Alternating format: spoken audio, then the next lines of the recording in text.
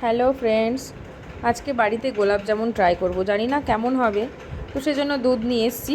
দুধটা ছানা কেটে নিয়েছি। ছানাটা ভালো করে চিপে নিয়ে ছানার মধ্যে আমি দিয়ে দেব একটু ময়দা গুঁড়ো আর সামান্য বেকিং সোডা, 1 চামচ চিনি, সামান্য খোয়া ক্ষীর। তো ওগুলো দিয়ে নিয়ে আমি ছানাটাকে ভালো করে ডলছি। আর গোলাপি কালার আসার জন্য আমি সামান্য বিটের রস দিয়ে দেবো। বাড়িতেই বানাচ্ছি, সেজন্য কালার ইউজ করিনি। বিটের রস আমি দিয়ে দিয়েছি। দিয়ে ভালো করে ছানাটাকে ডলছি। ছানাটা ভালো করে ডলে ডলে মসৃণ করতে হবে, তা না হলে গা থেকে ফেটে যাবে। তো আমি আর একটু বিটের রস দিয়ে দিচ্ছি গোলাপি কালার আসার জন্য।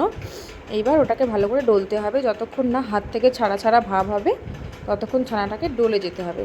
এবার আমার ডলা হয়ে গেছে। আমি এবার একটা একটা করে গোল গোল করে মিষ্টি বানিয়ে নিয়েছি। ওগুলো এবার ভাজতে হবে। আমি কড়াইতে তেল দিয়ে দিয়েছি। এবার মিডিয়াম আঁচে ওটাকে ভাজতে হবে, কন্টিনিউ নাড়তে হবে। ভালো করে লাল হয়ে গেলে তারপর ওটা ভাজা হবে। তো আমি মিডিয়াম আঁচে ওগুলো ভাজছি। প্রায় লাল লাল হয়ে এসেছে, আর একটু ভাজা হবে। লাল লাল হয়ে গেলে ওদিকে আমি রসের মধ্যে ওগুলোকে দিয়ে দেব। আমার ওদিকে রস রেডি করা আছে, চিনির রস, আর তার মধ্যে সামান্য একটু এলাচ গুঁড়ো দিয়ে দিয়েছি। আর মিষ্টি রসের মধ্যে একটু গোলাপ জল দিয়েছি। তার মধ্যে আমি মিষ্টিগুলো সব ছেড়ে দিয়েছি। তারপর আমার গোলাপজাম তৈরি, রেডি।